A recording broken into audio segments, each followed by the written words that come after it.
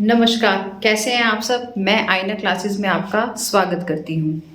अभी तक हम ज्योग्राफी के 3 चैप्टर्स कंप्लीट कर चुके हैं। आज मैं आपको हिस्ट्री का chapter nationalism in India part 1 कराऊंगी। सबसे पहले मैं हिस्ट्री के बारे में एक आपको सिंपल सा ओवरव्यू देती हूँ। हिस्ट्री का चैप्टर 1 आपका nationalism in Europe, next chapter है आपका नेशनलिज्म इन इंडिया, और उसके अलावा आपके 3 और चैप्टर्स हैं। अकेला ये नेशनलिज्म इन इंडिया आपका मिनिमम 5 मार्क्स की वेटेज रखता है। इंडिया का कभी भी कोई भी आप जनरल एग्जाम देते हैं जिसमें कि आपकी जीएस आती हो, तो नेशनलिज्म इन इंडिया उसमें अपनी एक अलग वेटेज रखता है।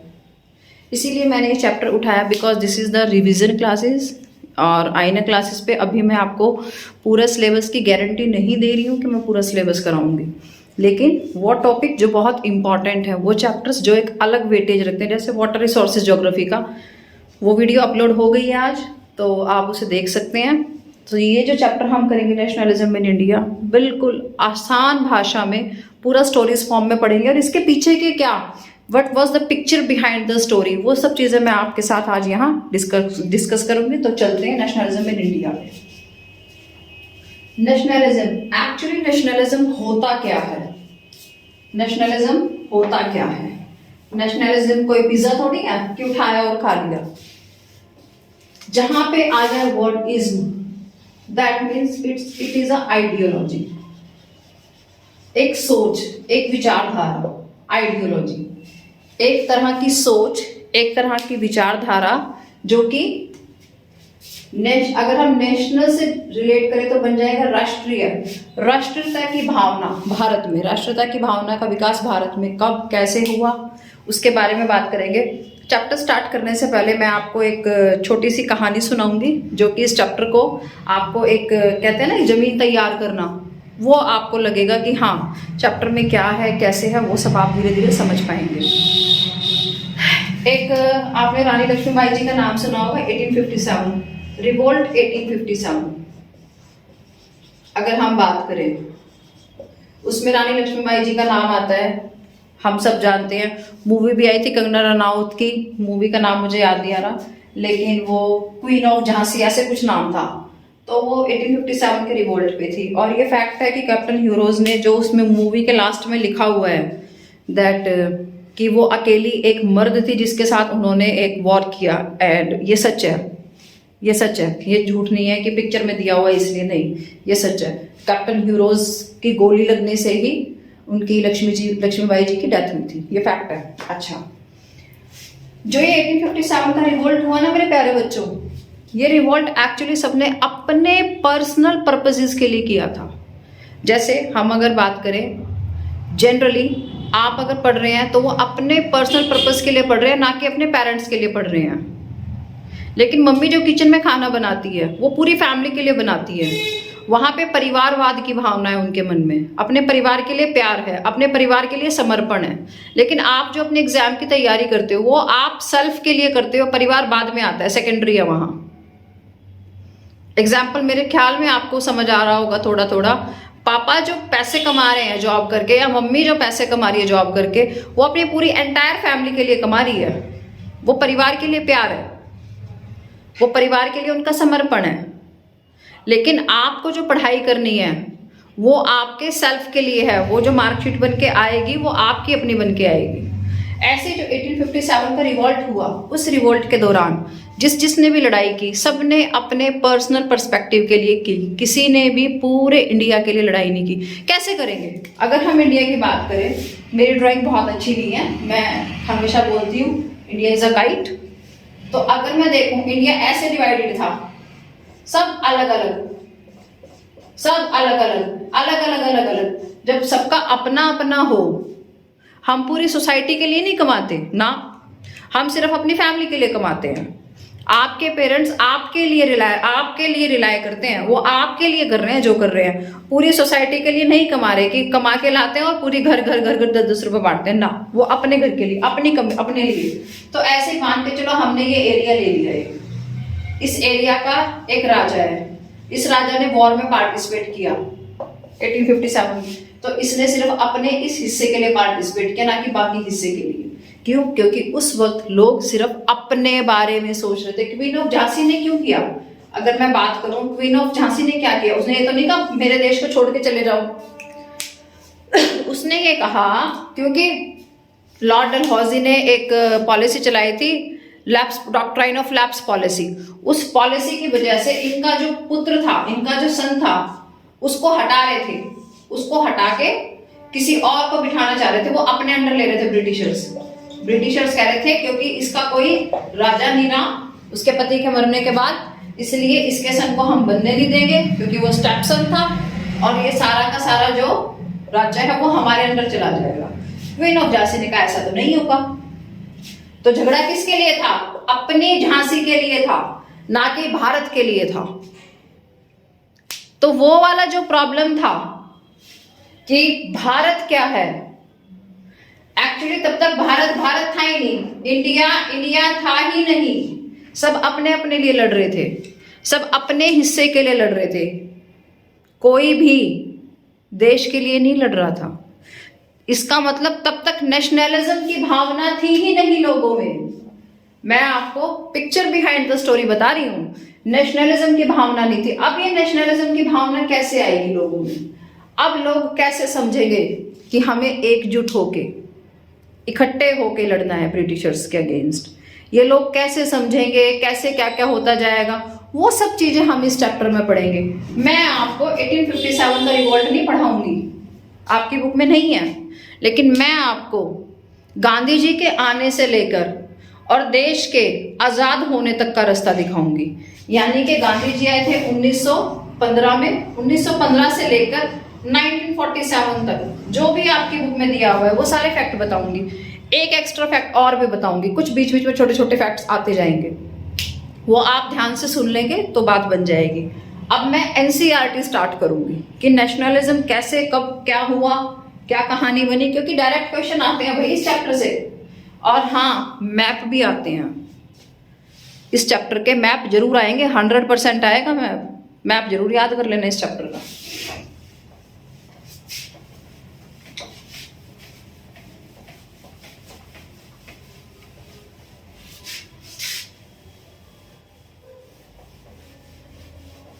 चलिए बात करते हैं नेशनलिज्म की। मैं जो नोट्स बना रही हूं बोर्ड पे, आप चाहें तो बनाएं और चाहें तो ना बनाएं, लेकिन ये बहुत इंपॉर्टेंट रहेंगे आपके एग्जाम पॉइंट ऑफ व्यू से। Actually it involves a nationalism involves a strong identification of a group of individuals with a political entity। अगर मैं बात करूं, किसकी बात कर रहा है? पॉलिटिकल ग्रुप की, जो कि एक देश के बारे में बात करें। Politic group which thinks about a nation।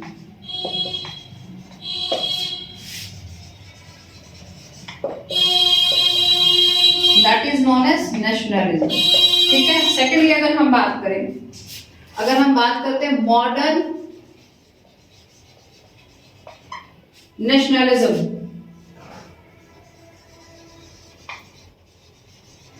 आप चाहें तो इसका स्क्रीनशॉट भी ले सकते हैं, मैं साइड हो जाऊंगी बाद में। Modern nationalism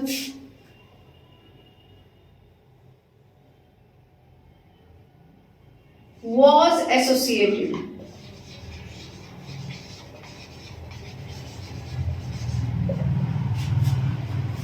with the formation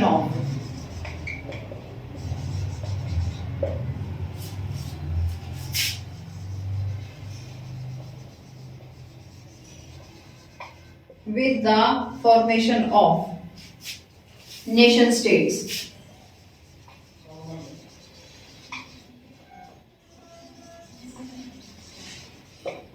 अगर हम बात करें मॉडर्न नेशनलिज्म ये है।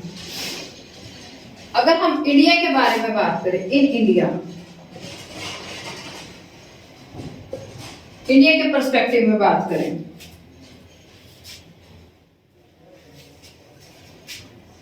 as per many colonies,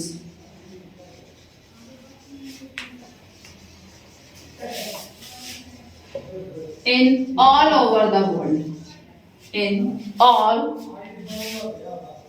over the world.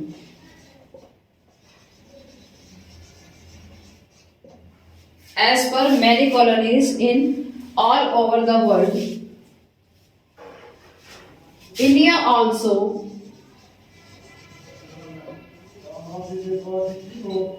connected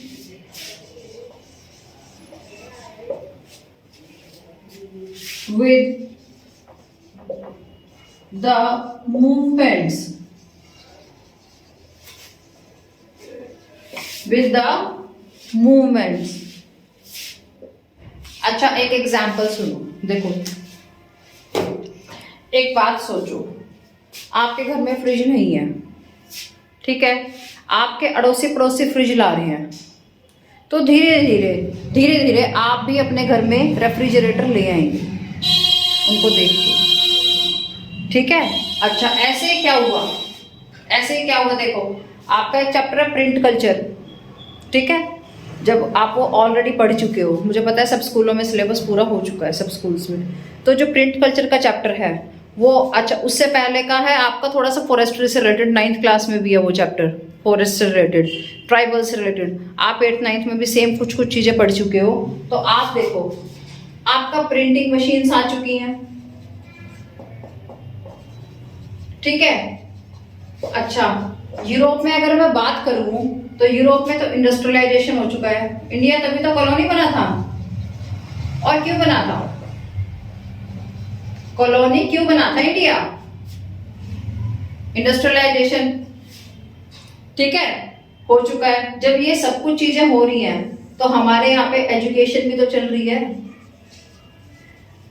education की बात करूं तो मैं, चल रही है ना एजुकेशन, जब लोग पढ़े लिखे हो रहे हैं अपने देश में, हिंदुस्तान में लोग पढ़े लिखे हो रहे हैं अपने देश में, तो आप मुझे ये बताएं अड़ोसी पड़ोसी के क्या हो रहा है, यानी कि चाइना में क्या हो रहा है, अफ्रीका में क्या हो रहा है, या आपका दूसरी कंट्रीज में क्या हो रहा है, हम उस पर भी तो ध्यान देंगे। जब ऐसा होता है तभी तो रिवॉल्यूशंस आते हैं, तभी तो लोग सोचते हैं कि जो वो कर रहे हैं वो हम क्यों नहीं कर पा रहे, ऐसा क्या हो जाता है। अभी तो देखो सब प्रोग्राम चल रहा था, अभी गांधीयन एरा के बारे में मैं कुछ नहीं बताऊंगी, मैं छोटी छोटी कहानियां आपको बताऊंगी, और फिर उन कहानियों का एक पजल सा जो है, उस पजल को मैं जोड़ूंगी, तो आपको ये लगेगा yes this was the scene. अभी हमने यहाँ पे कहीं पे भी गांधी जी की बात नहीं की है, मैं एक छोटी सी बात करूंगी, आप याद रखिए इस बात को, आप रिलेट कर लेना एक डेट को अपने मम्मी के बर्थडे से, किसी से भी, किसी का भी बर्थडे मान लेना उसको। मैं यहाँ पे अपने बर्थडे का एग्जांपल दे रही हूँ, जस्ट थिंक, 11 नवंबर नहीं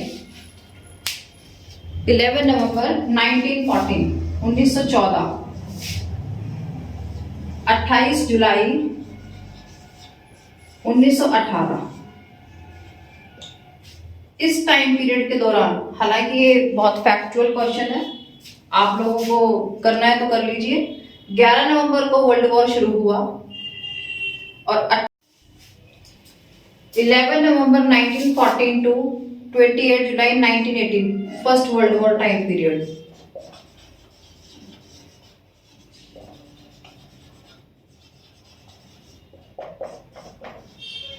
ठीक है, मैंने बोला 1914 और 1918, इस टाइम तक तो इंडिया में कौन थे, आप बताओ कौन थे इस टाइम तक? इस टाइम तक इंडिया में ब्रिटिश गवर्नमेंट थी, India was the colony of Britishers, colony of the crown, colony of England. Time period क्या है? 1914 टू 1918, 1914 से 1918 के बीच जब हम कॉलोनी हैं और वर्ल्ड वॉर में पार्टिसिपेशन इंग्लैंड का है, तो इंडिया किसके साथ लड़ेगा? बताओ आप मुझे, किसके साइड से लड़ेगा? फर्स्ट वर्ल्ड वॉर की बात करूं मैं, इंग्लैंड पार्टिसिपेटेड था, हाँ जी था।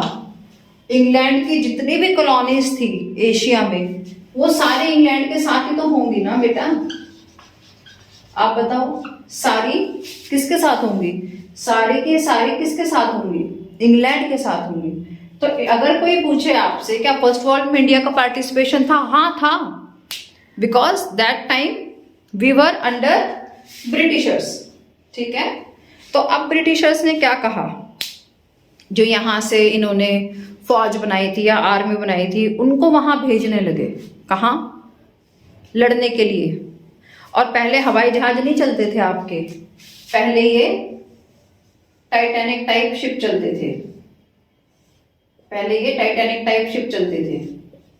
ठीक है, पहले पानी के जहाज चलते थे। तो अब जो लोग वहां जा रहे थे, मरने के बाद भी उनकी डेड बॉडी भी नहीं आ रही, उसकी फैमिली को कुछ नहीं मिल रहा, लेकिन लोग जा रहे हैं, लड़ रहे हैं और मर रहे हैं। देखो, एक बात हमेशा याद रखना ये मेरा पर्सनल एक्सपीरियंस भी है और आप भी इस बात को झुठला नहीं सकते। जब इंसान भूखा होता है ना, भूखा, आई मीन टू से हंग्री, अगर मैं बात करूं, जब आप भूखे होते हो या कोई भी इंसान भूखा होता है, उस वक्त उसको भगवान के प्रवचन भी नहीं अच्छे लगते। उस वक्त वो कहता है भाई खाना ले आओ, भूख लग रही है, बस पहले खाएंगे उसके बाद तुम्हारे सुनेंगे। और ये ट्रू फैक्ट है। कुछ चीजें होती हैं जो आपकी बेसिक रिक्वायरमेंट है। अगर आप भूखे हो, अगर आपको गर्मी लग रही है या आपको सर्दी लग रही है, तो आप कुछ भी नहीं, कुछ भी हो जाए, आप कंफर्टेबल हो ही नहीं सकते, नहीं होगे। ना ज्यादा गर्मी में कंफर्टेबल होगे, ना ज्यादा सर्दी में कंफर्टेबल होगे। आपकी बॉडी जितना मांग रही है उतने में कंफर्टेबल होगे। दूसरा, आपका कोई लव्ड वंस है, वो उसको आपसे दूर कर दिया जाए और ये पता हो कि पता नहीं मरेगा कि जिएगा या वापस आएगा कि नहीं आएगा, तो अंदर से धीरे धीरे ना गुस्सा आने लगता है। धीरे धीरे आप उस चीज के लिए तैयार नहीं हो पाते। बस वही कंडीशन इंडियंस के साथ हो रही थी। क्या हो रहा था फर्स्ट वर्ल्ड वॉर में? हम कॉलोनी थे और हमें ऑलरेडी भेजा जा रहा था, कहाँ? लड़ने के लिए। भैया लड़ने के लिए भी भेज दिया तुमने, बंदा मर गया तो उसकी डेड बॉडी तो लाओ। KGF चैप्टर 2 है शायद, वो उसमें कहती नहीं है वो कि कम से कम मेरे बेटा मरा हुआ तो ला दे, नहीं तो तुझे दुआएं भी नहीं मिलेंगी। तो वो जो अंदर गुस्सा होता है लोगों का, अब वो गुस्सा धीरे धीरे धीरे धीरे ब्रिटिशर्स के अगेंस्ट होने लगा। अब दिक्कत आने लगी ब्रिटिशर्स के साथ। अब तक तो वो झेल रहे थे समहाउ, लेकिन अब लोग एजुकेटेड हैं तो उनको पता है कि तू बाहर देश में और दुनियादारी में क्या हो रहा है। लोग एजुकेटेड थे, उनको सब पता था क्या चल रहा है, जो पढ़े लिखे लोग थे। दूसरा, उनके ऊपर दिन पे दिन अत्याचार बढ़ते जा रहे थे। तीसरा, टैक्सेस पे टैक्सेस। अब इंग्लैंड है भाई, इनको शिप चाहिए युद्ध लड़ने के लिए। 4 साल लड़ाई चली है, 4 years आपके सामने है, सीधा सीधा हिसाब। 4 साल लड़ाई चली है, वेपन्स नहीं चाहिए, तो उसके लिए बेसिक रिक्वायरमेंट कहां से पूरी होगी? कॉलोनीज से पूरी होगी। वेपन्स चाहिए, अच्छा खाने को नहीं चाहिए, कहां से पूरा होगा? सब यहां से जाएगा। टैक्स पे टैक्स बढ़ाए जा रहे थे। अब एक बात बताओ, तुम अपने खेत में गेहूं उगा रहे हो, तुम क्यों दोगे टैक्स? तुम्हें अपना पेट भर खाना नहीं मिल रहा। अब लोग थक चुके थे पूरी तरह से ब्रिटिशर से।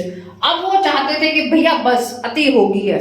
जैसे मम्मी रोज खिचड़ी बना दे तो तुम तीसरे दिन कहोगे बस मम्मी बिगुल बजा दिया है आपके अगेंस्ट, अब कोई खिचड़ी नहीं चलेगी। कुछ ढंग का खाने का बनाते हो तो बोलो, नहीं तो हम खाना ही नहीं खाएंगे। मम्मी कहेगी तू भी मत खा, कितने दिन नहीं खाएगा। और लड़का असली है, लड़का किचन में जाएगा, ब्रेड ब्रेड जो पड़ी होगी सेक वेक के, नहीं तो उठाए पैसे और दोस्तों के साथ बाहर गया और कुछ ना कुछ खा के आ गया। अब मम्मी के अगेंस्ट क्या हो गया? रिवॉल्यूशन हो गया है। इससे अच्छा होता मम्मी एक दिन खिचड़ी बना देती, एक दिन हल्का फुल्का कुछ बना देती, लेकिन नहीं, मम्मी भी असली है। मम्मी वो ब्रिटिशर ही है उस टाइम पे, बस वही ब्रिटिशर थे यहाँ कि कुछ नहीं मिलेगा तुम्हें। अब वो कुछ नहीं मिलेगा तो फिर छीन लिया जाएगा, जैसे लड़के ने किया, दोस्तों के साथ बाहर खाया है। एग्जैक्टली वही पोजीशंस होती हैं, बस हमें रिलेट करके पढ़ने की जरूरत है। बिल्कुल आसान और बहुत मजेदार टॉपिक।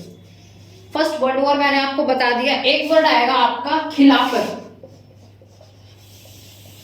एक वर्ड आएगा आपका खिलाफत। ये खिलाफत क्या है? खिलाफत क्या है? इसको पकड़ लो। खिलाफ क्या है? खिलाफ। खिलाफ का मतलब अगेंस्ट। और खिलाफ शब्द कौन सी भाषा का है? एक्चुअली ये फारसी भाषा का शब्द है खिलाफ। अगर हम हिंदी में लिखे खिलाफ, ये फारसी भाषा का शब्द है। खिलाफत एक मूवमेंट हुआ। खिलाफत मूवमेंट असल में क्या था सुनो। इंग्लैंड जो था ना, इसने फर्स्ट वर्ल्ड वॉर में ऑटोमन एम्पायर था, उसके जो खलीफा थे उसको उनकी पोस्ट से हटाने की कोशिश थी। वो कह रहे थे इनको हटाएंगे। और जो ऑटोमन एम्पायर के खलीफा थे, एक्चुअली पूरी दुनिया के जितने भी मुस्लिम्स थे वो सब इस खलीफा को अपना क्या बोलते थे, गॉड बोलते थे, भगवान बोलते थे। अब एक बात बताओ, मेरी बात, एक छोटा सा एग्जाम्पल लेते हैं। जितने भी लोग वीडियो देख रहे हैं, मेरा किसी धर्म को लेके कुछ नहीं है, ये जस्ट एक छोटा सा एग्जाम्पल है, एक जनरल सा एग्जाम्पल। प्लीज इसको कोई भी किसी भी तरह से किसी भी प्रकार से यूज ना करें, ये सिर्फ एक एग्जाम्पल है। अब अगर आपके घर में आके या एक जनरली वैष्णो माता मंदिर में जाके हम तो वैष्णो देवी की मूर्ति नहीं रखने देंगे, इसको हटाएंगे, तो जितने भी हिंदू होंगे उन सबकी आस्था को ठेस पहुंचेगी, चाहे वो पूरी दुनिया में कहीं भी रहते हो। मैं सिर्फ हिंदुस्तान की बात नहीं कर रही, मैं पूरी दुनिया की बात कर रही हूँ। चाहे वो कहीं पे भी रहते हो, वो कहेंगे नहीं ये गलत है, जगह जगह प्रोटेस्ट होगा उस चीज का। सेम ऐसे भी यहीं पे हुआ। ये खलीफा शब्द जो था, ये जो खलीफा थे ये मुस्लिम्स के गॉड थे, वो मुस्लिम्स के भगवान मानते थे उनको मुस्लिम लोग। तो अब क्या हुआ, हिंदुस्तान में इसके अगेंस्ट प्रोटेस्ट करने लगे लोग। प्रोटेस्ट वर्ड पकड़ लेना, क्या करने लगे, प्रोटेस्ट। वो ये कहने लगे कि नहीं भाई, अब ये मुस्लिम्स जो थे वो ये कहने लगे नहीं, हम क्या करेंगे, खिलाफत मूवमेंट करेंगे। क्या करेंगे, खिलाफत मूवमेंट करेंगे। किसके अगेंस्ट, ब्रिटिशर्स के अगेंस्ट। ये पूरी की पूरी एक सीरीज है। ये मैंने आपको जैसे पजल होता है ना, एक मैंने ये टुकड़ा बता दिया, एक ये बता दिया, एक ये बता दिया, एक ये, बीच में छोटे छोटे टुकड़े और भी हैं। मैं इन सबको जब इकट्ठा करूंगी तो आपको समझ आएगा पिक्चर कहाँ है। ये तो सिर्फ अभी हल्का हल्का मैं आपको पजल के ट्रेलर्स दे रही हूँ। अभी हम करेंगे, टॉपिक करेंगे, सीधा सीधा छोटी छोटी चीजें करेंगे, बहुत मजा आने वाला है। ये मेरा फेवरेट चैप्टर है एक्चुअली, नेशनलिज्म इन इंडिया, और मजेदार भी है। देखो सीधी सी बात ये है, मॉडर्न इंडिया का पार्ट है, ये मजेदार भी है। अब सुनो, 1885 अगर मैं बात करूं, जो हमारी कांग्रेस है,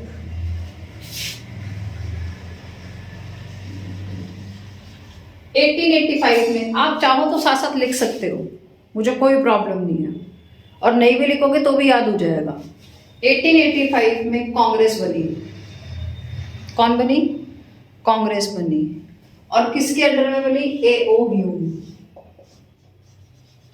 अब ये मत सोचना ये इंडियन था या नहीं था, अभी जितना बता रही हूँ सिर्फ इस पर फोकस करो। यहाँ पे गांधी जी का कहीं नाम नहीं लिया है मैंने, कहीं भी नहीं लिया है। 1915 गांधी जी वापिस आए, कहां से, साउथ अफ्रीका से। कहां है, इंडिया। गांधी जी रिटर्न।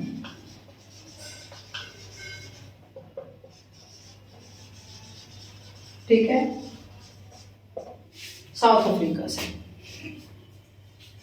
उसके बाद 1916 में सत्याग्रह, 1917 में सत्याग्रह, 1918 में सत्याग्रह। ये बिल्कुल सीक्वेंस में है।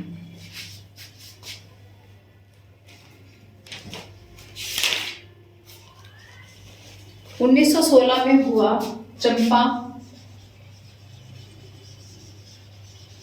चंपारण, बिहार। 1916 में चंपारण, बिहार। दूसरा हुआ खेड़ा,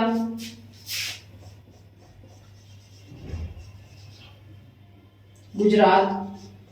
मेरी बात सुनो, इससे मैथ क्वेश्चन डायरेक्ट बनता है। इस चैप्टर में कुछ भी छोड़ने का है नहीं, इस चैप्टर को पूरा करने वाला चैप्टर है, छोड़ने वाला नहीं है। 1918 में हुआ अहमदाबाद। और ये भी कहाँ है? गुजरात। मैं साइड हो जाती हूँ और जिसको स्क्रीनशॉट लेना है वो ले लेना। मैंने आपको कहा था ना, मैं आपको सीक्वेंस में कराऊंगी, कोई एक डेट भी याद नहीं करनी पड़ेगी, अपने आप याद हो जाएगा सब कुछ। इतना सबको समझ आया? जब मैं इनसे रिलेटेड अब इससे रिलेटेड अब जो भी कहानी सुनाऊंगी तो आप समझ जाना कहाँ की बात हो रही है। इसलिए मैंने पहले आपको हल्का फुल्का बताया इसके बारे में।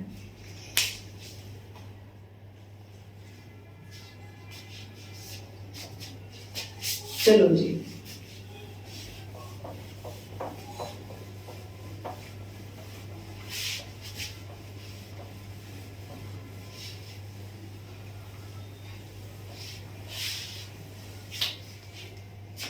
बात करते हैं। एक वर्ड आया सत्याग्रह।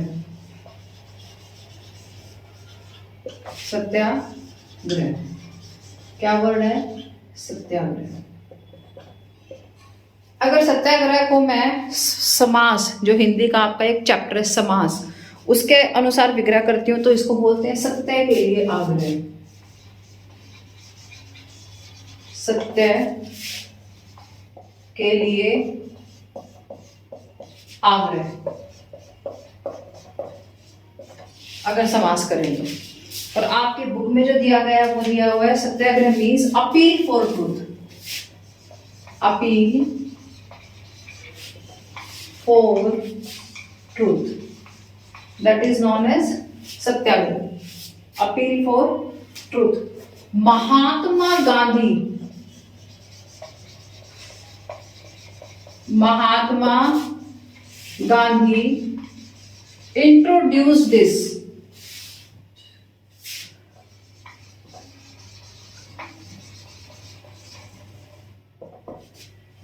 concept।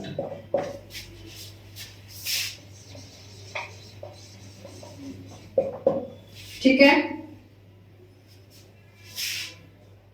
In South Africa, in South Africa. अगर कोई ये कहे आपसे क्वेश्चन में, रीजन एजर्शन में डाल दे ये लाइन कि सत्याग्रह यानी कि appeal for truth has been introduced by Mahatma Gandhi in India, तो वो पूरी तरह से गलत हो जाएगा, क्योंकि साउथ अफ्रीका में इंट्रोड्यूस किया था उन्होंने सत्याग्रह को। बात समझे इतनी? कहां किया था? साउथ अफ्रीका में। और ये क्या कहते हैं? महात्मा गांधी क्या कहते हैं? सत्याग्रह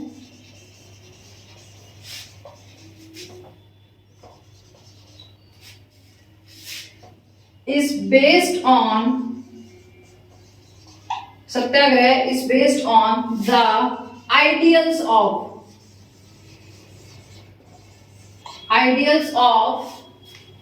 truth and non-violence, truth and ideals of truth and non-violence, that is known as Satyagraha.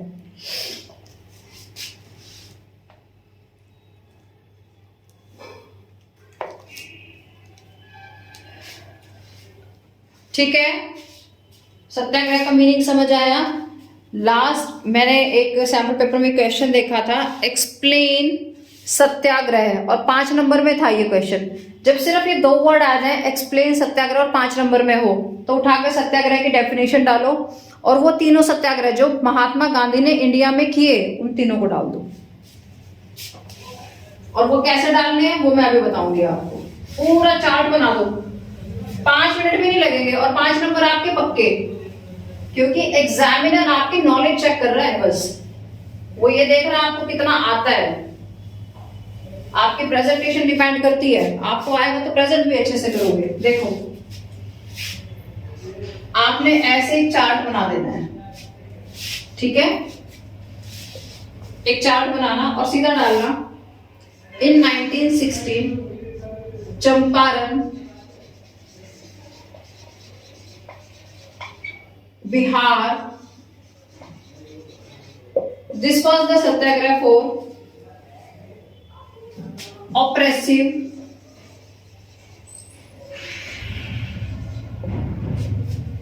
Plantation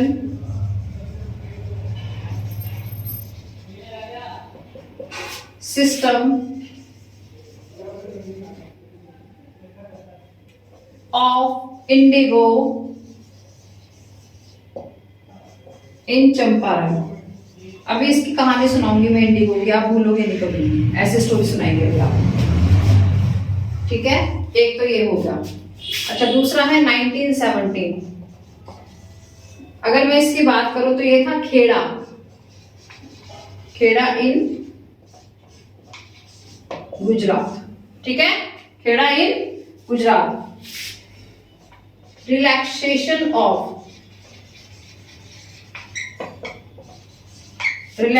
of tax.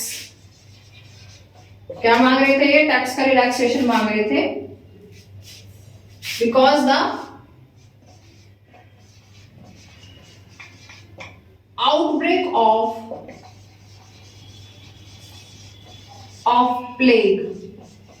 मैं अभी आपको ना यहां से ये वाला जो है ना इंडिगो, ये जो मैंने वर्ड अंडरलाइन किया है, इनकी कहानी सुनाऊंगी आपको। ऐसे लर्न हो जाएगा चुटकियों में। टैक्स में और रिवेन्यू में रिलैक्सेशन मांग रहे थे ये। ठीक है, कौन? इंडियंस। गांधी जी के थ्रू। गांधी जी ने सत्याग्रह किया था, खेड़ा सत्याग्रह। इसको लर्न करने की ट्रिक भी बताऊंगी साइड में। अहमदाबाद सत्याग्रह, अहमदाबाद इन 1918 में। अभी फर्स्ट वर्ल्ड वॉर चल ही रहा है, 14 से 18 चला था ना, अभी चल ही रहा है। अहमदाबाद भी कहाँ है आपका? गुजरात में। ठीक है, और ये किस लिए था? Cotton mill workers, cotton mill workers.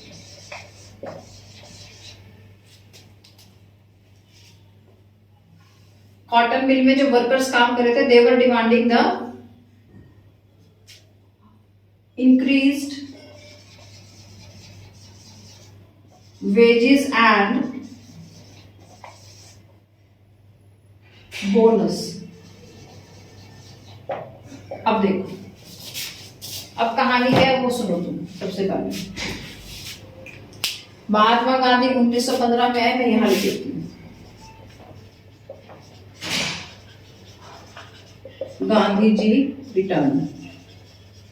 South Africa से आए थे भाई, भूलना नहीं, साउथ अफ्रीका से आए थे। 1916 में क्या हुआ? 1916 में उन्होंने एक सत्याग्रह किया जिसका नाम था चंपारण सत्याग्रह। चंपा खड़ी चली अहमदाबाद। चंपारण से पकड़ लो चंपा। अगर मैं यहां पर ट्रिक दे दूं, चंपारण, खड़ी खेड़ा, चली को छोड़ दो अहमदाबाद। भूलोगे कभी? कभी ना भूलो, सीक्वेंस में याद रहेगा। और ये पकड़ लेना, 15 में आए थे गांधी जी, 16, 17 और 18 फिक्स है। ये तो बदलेगा नहीं कभी भी, लाइफ टाइम नहीं बदलना ये। देखो चंपारण में क्या हो रहा था? Indigo plantation. मैंने आपको जब ये स्टार्ट किया चैप्टर तभी एक बात बताई थी कि कॉलोनी क्यों बना रहे थे ब्रिटिशर्स। वहां पे इंडस्ट्रियलाइजेशन हो चुका था। कॉटन, आज जो तुम इनर्स पहनते हो, जो तुम शर्ट पहनते हो, मम्मी सूट पहनती है, तो वो एक धागे से बनता है जिसको बोलते हैं कॉटन। तुम जिस बेडशीट पे लेटते हो, इवन दो हर चीज जो मोस्टली जो कपड़ा बनता है उस वो कॉटन से बनता है। ठीक है, अब कॉटन जो है वो व्हाइट कलर की होती है। कॉटन को कलर किया जाता था, उसको शाइनी बनाया जाता था। किससे? With the help of Indigo. घर में मम्मी नील देती है ना, और एक ऐड भी आता था, 4 रंगों वाला उजाला, I don't know like this kind of, 4 बूंदों वाला उजाला, रॉबिन ब्लू, ऐसे ऐसे नील और कलर्स आते हैं। अब तो केमिकल आते हैं, इंडिगो प्रॉपर वाला नहीं है, लेकिन उस टाइम पे ये इंडिगो उगाया जाता था। जो नहीं उगाते थे जबरदस्ती उगाते थे। देखो कैसे, ये मान के चलो एक फील्ड है, ये आपका 8th क्लास का सिलेबस है, वैसे 8th क्लास में है ये इंडिगो रिवोल्ट। ये एक खेत है, एक फील्ड है। ब्रिटिशर्स क्या कहते थे? इसको कहते थे तिलकठिया। वो कहते थे ये 3 पार्ट, यानी कि 1 2 3। यहां पर तो आप अपने कोई भी क्रॉप उगाओ इतने हिस्से में, लेकिन यहां क्या उगाना है आपको? इंडिगो उगाना है। क्या उगाना है? इंडिगो उगाना है। अब यहां पे जो इंडिगो उगता था ना, तो वो इतनी जमीन को पूरी तरह से बंजर कर देता था, इस पे दोबारा कुछ नहीं उगता था, खराब हो जाती थी ये जमीन। तो भाई अब अगर ये जो यहाँ के बिहार के लोग हैं, चंपारण के लोग हैं, जो बिहार के लोग हैं, वो ये कह रहे हैं अगर हम ये उगाएंगे तो हमारी तो जमीन खत्म हो जाएगी। दूसरा, जो ये नहीं करता था उसके साथ ये पूरा तरह से मारना पीटना, जितना उसको ऑप्रेस कर सकते थे उतना वो करते थे। तो इसका रोल ये था। मुझे लगता है इतनी बात आपको समझ आएगी। अगर मैं बात करूं खेड़ा गुजरात की, ये प्लेग आया कहां से? मैं तो नहीं छोड़ के आई थी प्लेग वहां, आप भी नहीं छोड़ के आए थे। ये प्लेग जो था ना, ये ब्रिटिशर्स का किया जा रहा था। अब वो सुनो कैसे, वो भी देखो कैसे आया। ब्रिटिशर्स ने एक्चुअली जब स्टार्टिंग में इंडिया आए ना, वो देखो मुझे यहाँ पढ़ाते हुए कोई बाउंडेशन नहीं है, चाहे वो 1 घंटे की वीडियो बनाऊं मैं, और चाहे 4 घंटे में एक टॉपिक पूरा करूं, तो मैं यहाँ बहुत शांति से और बढ़िया तरीके से समझाऊंगी। यहाँ कोई बाउंडेशन नहीं है मुझे। ध्यान से सुनो। ब्रिटिशर्स जब इंडिया आए तो उन्होंने सबसे पहले ये देखा कि जो भी, जैसे दिल्ली का रेड फोर्ट आपने शायद देखा हो, मैंने देखा, मैं बहुत फैसिनेट होती हूँ। दिल्ली के रेड फोर्ट में उन्होंने देखा कि जो भी आता है वो इतना ऐसे सिर झुका के चलता है, और बहुत बड़ी बड़ी आलीशान बिल्डिंग्स है राजाओं की। ठीक है, तो उन्होंने ये चीज नोटिस की कि जो यहाँ के राजा हैं और यहाँ के लोग इन सब चीजों से प्रभावित होते हैं प्रभावित। तो अब ब्रिटिशर्स ने क्या किया, अपने एक एरिया में अपनी कॉलोनीज बना ली। लेकिन इनकी गंदगी, मतलब यहाँ का गंदा पानी, यहाँ की जूठन, या इनका जो भी कचरा था वो कहाँ जाता, उसके लिए इन्होंने पास में यहाँ वो छोड़ दिया ओपनली, जिसको कहते हैं ना ओपनली। अच्छा, फिर इनके घरों में काम करने के लिए नौकर तो इंडियन ही चाहिए, वो कहाँ रहेंगे? वो इन बस्तियों में रहेंगे। तो अब गंदगी होगी तो चूहे होंगे तो प्लेग होगा, चूहे होंगे तो प्लेग होगा। और ऊपर से ये कह रहे हैं भैया तुम रिवेन्यू भी दो, तुम टैक्स भी दो। तब ये 1917 में खेड़ा आंदोलन आया। अब आ जाते हैं यहाँ, जो कॉटन मिल्स थी इंडिया में, ब्रिटिशर्स के अंडर ही होंगे, ऑब्वियस है, we were the colony of Britishers. ठीक है, 3-4 सालों से, क्योंकि लड़ाई चल रही थी 1914 से, लड़ाई चल रही थी, ये बढ़ाए नहीं रहे हैं बोनस, ये वेजेस ही नहीं बढ़ा रहे हैं, और लगातार काम करवाए जा रहे हैं, ताबड़तोड़ तरीके से काम चल रहा है। क्यों? क्योंकि जो आपका यूरोप है उसकी डिमांड्स पूरी करनी है इंडियन टेक्सटाइल से। मेरे को एक जीके फैक्ट याद आ गया, Ahmedabad is also known as Manchester of India. Manchester वो जगह जहां पर सबसे ज्यादा कॉटन के कपड़े बनाए जाते हैं, और इंडिया में सबसे ज्यादा कॉटन क्लॉथ कहाँ बनता है? अहमदाबाद, इसीलिए इसको कहते हैं मैनचेस्टर ऑफ इंडिया। मुझे लगता है इतना सबको समझ आ गया होगा, बहुत आसान भाषा में समझाया है, सो इजी कॉन्सेप्ट। अब 1919 में क्या आया? 15 में गांधी जी आए, 16 में चंपा खड़ी हुई, 17 में खड़ी हुई, 18 में अहमदाबाद पहुंची। आगे की कहानी सुनो, 1919 पढ़ेगी आप सीक्वेंस में, बिल्कुल सीक्वेंस में। मैं भी यही देखूंगी कि आप ये क्वेश्चन कैसे गलत करके आओगे पेपर में, मतलब ही नहीं आता गलत करने का। तो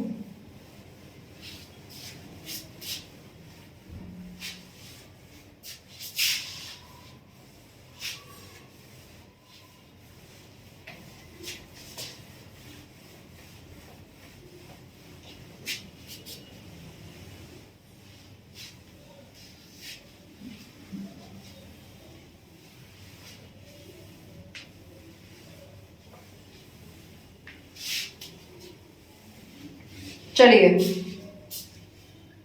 15, 16, 17, 18 मैं साइड पे लिख देती हूँ ताकि आपको दिखते रहे और आपको याद रहे।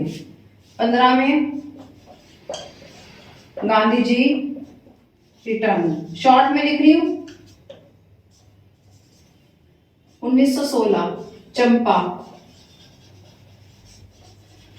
17 खड़ी खेड़ा,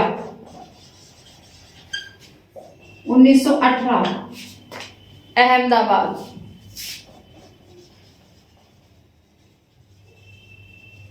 1919 रॉलेट एक्ट। ये सबसे इंपॉर्टेंट रहेगा, मतलब मजा आ जाएगा कहानी सुन के। द रॉलेट एक्ट,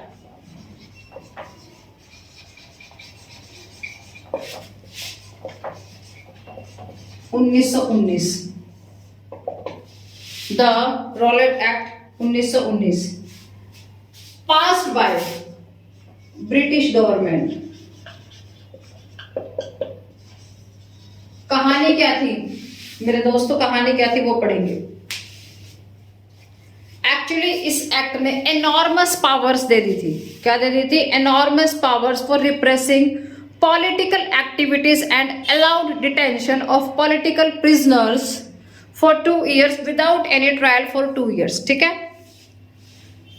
क्या कहानी है ये कह रहा है जैसे मैं अभी एक बच्चे को उठाऊं और बिना कुछ पूछे बिना कुछ कहे जेल में डाल दूं, अपनी मर्जी से किसी को भी उठाया और जेल में डाल दिया।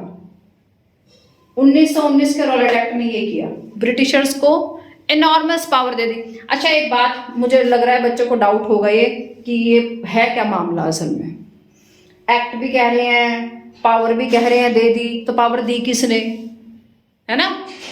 पक्का ये क्वेश्चन होगा, पक्का ये डाउट होगा। सुनो अब मेरी बात ध्यान से, कहानी यहीं से शुरू करेंगे लेकिन उसके पीछे की स्टोरी बताएंगे। पहले उसके पीछे की पिक्चर दिखाती हूँ, आओ उधर। ये ब्रिटिश पार्लियामेंट है। क्या है ये? British parliament.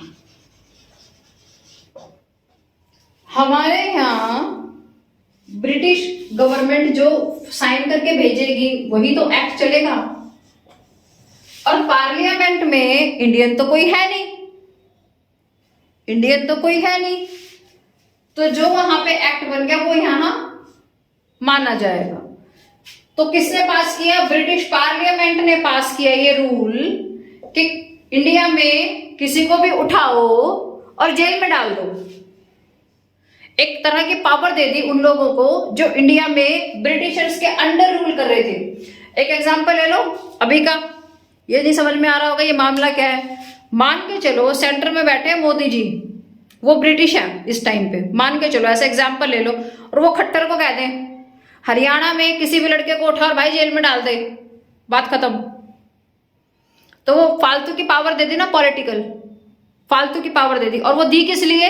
कि किसी भी तरह का कोई इनके अगेंस्ट ना जाए, क्योंकि आपने देखा गांधी जी के आने के बाद 16, 17, 18 लोग इकट्ठे हो रहे हैं, लोगों में राष्ट्रीयता की भावना आ रही है, नेशनलिज्म पनपता जा रहा है, और लोग जब आगे बढ़ रहे हैं तो लोग डिमांड कर रहे हैं, और जब डिमांड करता है कोई तो मुंह पे थप्पड़ मारना जरूरी हो जाता है। और वो थप्पड़ कैसे मारा इन्होंने? 1919 का एक्ट बना के, रॉलेट एक्ट बना के। और ये इन्होंने इतनी बड़ी गलती कर दी कि बहुत तगड़े वाली गलती होगी इनसे, ब्रिटिशर्स से। यहाँ पे इन्होंने जब ये एक्ट बनाया, इन्होंने कहा किसी भी हालत में जो लोग आपके अगेंस्ट आ रहे हैं उनको दबाना है, और दबाने के लिए किसी को भी उठाओ और जेल में भर दो। कहानी सारी ये थी, और इसी के चलते गांधी जी को भी उठा के जेल में भरेंगे, उनका भी नंबर लगेगा, क्योंकि वो तो पहले ही दुखी हैं गांधी जी से कि बंदा आया और कर दिया काम।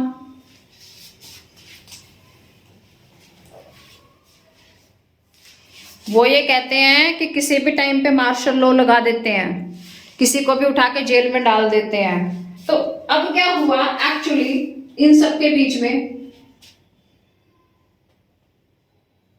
6 अप्रैल 1919 को, 6 अप्रैल, अगर ये एक्चुअल डेट याद रखनी है आपको, 1919 को क्या हुआ, ये इंपॉर्टेंट रहेगा, स्टार मार्क कर दिया है मैंने।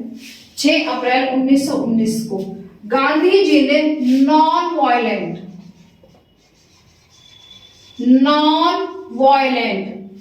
सिविल डिसओबीडियंस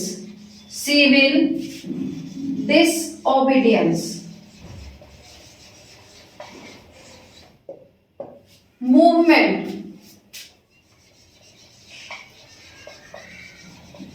स्टार्ट कर दिया। फोकस कीजिए, कब किया? 6 अप्रैल 1919 को। और 1919 में क्या आया था? रॉलेट एक्ट आया था। ठीक है, तो आप फोकस करें कब? 6 अप्रैल 1919 को। और किसके अगेंस्ट? फॉर अपोजिंग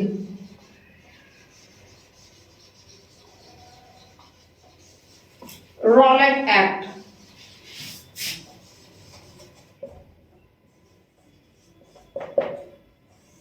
अगर मैं हिंदी में नाम दूं, एक बार मैं कैमरा चेक कर,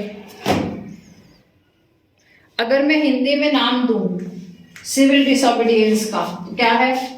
अवमानना। यानी कि हम आपकी बात को नहीं मानेंगे। सिविल डिसोबीडियंस का मतलब ये होता है हम आपकी बात को नहीं मानेंगे। और ब्रिटिशर्स ने धीरे धीरे चीजें चेंज करनी शुरू कर दी। मैं आपको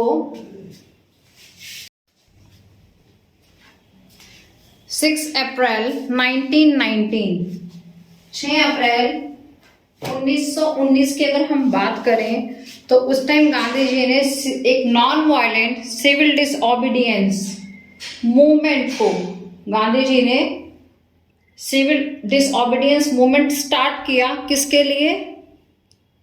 फॉर अपोजिंग रॉलेट एक्ट। 6 अप्रैल 1919 की अगर हम बात करें, क्योंकि रॉलेट एक्ट ने बहुत सारी पावर्स दी थी ब्रिटिश गवर्नमेंट को। अब इसको खत्म करने के लिए, इसको रोकने के लिए, किसको? इस मूवमेंट को, to stop civil disobedience movement, क्या कर दिया? मार्शल लॉ, यानी कि राष्ट्रपति शासन या मार्शल लॉ लगा दिया पूरे देश में। ठीक है, अब क्या हुआ जी? एक डेट आप हमेशा याद रखेंगे, 13 अप्रैल 1919 को पंजाब के, एक मूवी भी आई थी, आपका वो मुझे याद नहीं आ रहा हीरो का नाम, उधम सिंह, शहीद उधम सिंह। जबरदस्त मूवी, आपको जरूर देखनी चाहिए। 13 अप्रैल 1919 को पंजाब के जलियांवाला बाग में, कहां पे? जलियांवाला बाग। सब बच्चों ने बचपन से नाम सुना होगा। पंजाब के अमृतसर में जलियांवाला बाग जो है, अमृतसर कह रही, सॉरी, जलियांवाला बाग जो है, वहां पर जनरली लोग इकट्ठे हुए थे। कोई उनका ऐसा कोई पॉइंट ऑफ व्यू नहीं था कि वो किसी को मारेंगे या कुछ, नॉर्मल इकट्ठे हुए थे। और वहीं पर उसी टाइम जनरल डायर ने, पूरा नाम था इनका General O Dyer, General O Dyer ने उन लोगों पे गोलियां चलवा दी।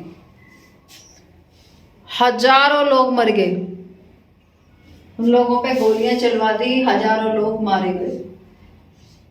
इस सबको देखते हुए, इस बुरी हालत को देखते हुए, बुरी तरह से मतलब लोगों को मार दिया। इन सबको देखते हुए और लोगों को, मतलब आपके एनसीईआरटी में तो दिखा भी रखा है, लोगों को स्ट्रीट में से ऐसे घसीटते हुए लेके जा रहे थे। इन सबको देखते हुए फाइनली गांधी जी को इसको रोकना पड़ा। किसको? सिविल डिसओबीडियंस को, सिविल डिसओबीडियंस को रोकना ही पड़ा। ठीक है, अब मैं इसमें एक पॉइंट और बताऊंगी और उसके बाद हम जो नेक्स्ट वीडियो में पढ़ेंगे वो पढ़ेंगे नॉन कॉपरेशन मूवमेंट। वो हम पढ़ेंगे नॉन कॉपरेशन मूवमेंट, जो कि बहुत बहुत बहुत इंपॉर्टेंट है।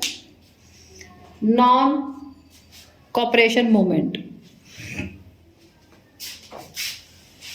उससे पहले मैं आपको बताऊंगी खिलाफत मूवमेंट के बारे में, कैसे कैसे हुआ इंडिया में, कैसे क्या कहानी रची गई, कैसे क्या बात बनी।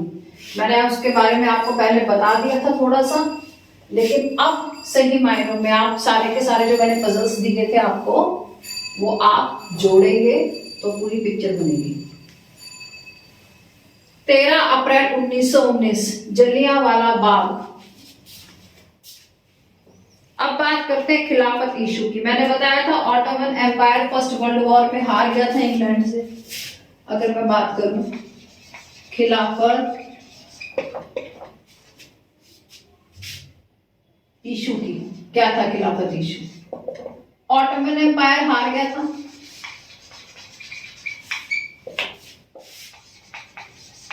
Ottoman Empire were defeated in first world war by Britishers. तो उन्होंने क्या किया, एक ट्रीटी लगा दी जिसमें जो खलीफा था, द खलीफा की पोस्ट को वो खत्म कर रहे थे, मैंने बताया था। तो इसके अगेंस्ट जो था, इंडिया में दो भाई थे जो खिलाफत मूवमेंट जिन्होंने शुरू किया। खिलाफत मूवमेंट इन इंडिया की अगर मैं बात करूं तो दो भाई थे, उन्होंने ये मूवमेंट पर चलाया था। मोहम्मद अली ब्रदर्स भी कहते हैं इनको, मोहम्मद अली प्लस शौकत अली ब्रदर्स भी बोलते हैं इनको,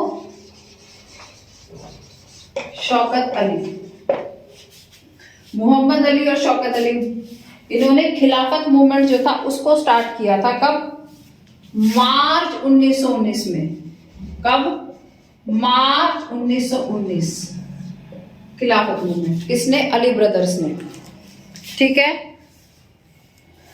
अच्छा जी, जो रॉलेट सत्याग्रह था उसने सारे टाउन्स और सिटीज को लगभग क्या कर दिया? सीमित कर दिया।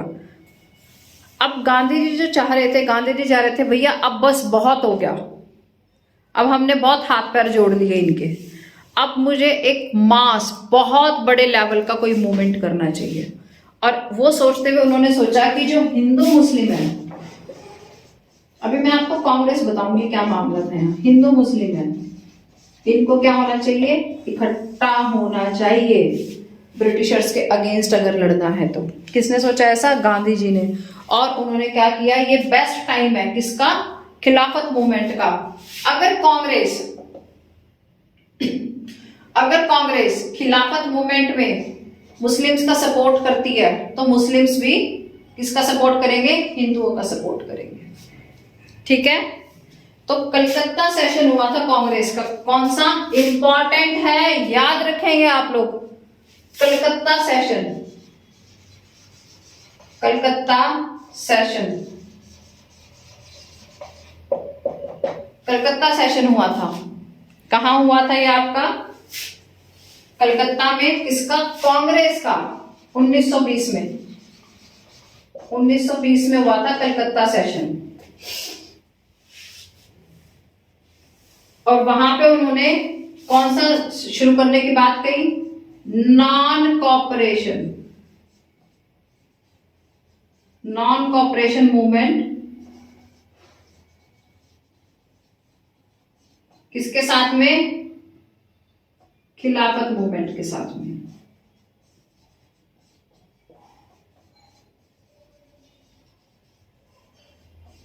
इतनी बात किसको समझ नहीं आई? और किसकी बात की यहां पे इन्होंने? स्वराज की बात की। किसकी बात की?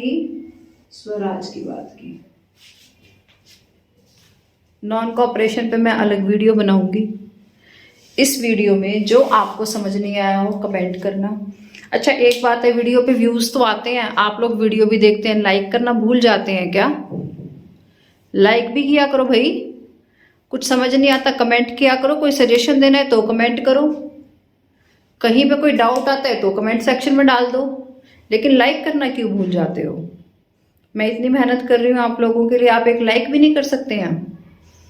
So please do like, share and subscribe the channel आईना क्लासेस। और हम ऐसे ही सीखते रहेंगे, रिवीजन क्लासेस लेते रहेंगे, पढ़ते रहेंगे और आगे बढ़ते रहेंगे। धन्यवाद।